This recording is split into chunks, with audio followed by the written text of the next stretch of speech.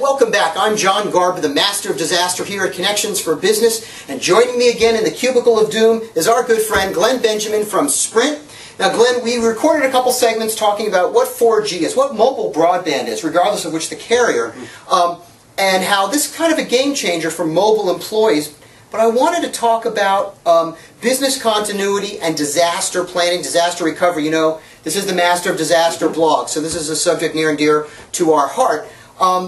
Let's talk about that for a second. You know, all of our clients, the Connections clients, are either housed primarily in the cloud, and we've talked about cloud computing up above some of the other segments, or they're replicating their servers from their office to the cloud with the ability to fail over to it.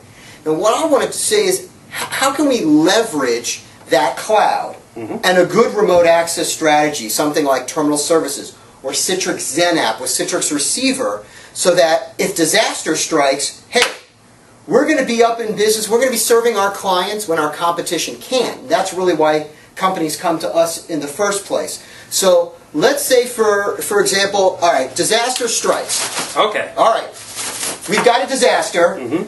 Glen is here in a disaster with me. We've got some cloud computing set up. We've got a replication. We're going to fail over. What happens next? So let's assume we're sitting wherever we happen to be. If it's a kitchen table and that's how it works, great. In theory, I could have myself an office in a box with your server sitting here. I happen to have a 4G connection.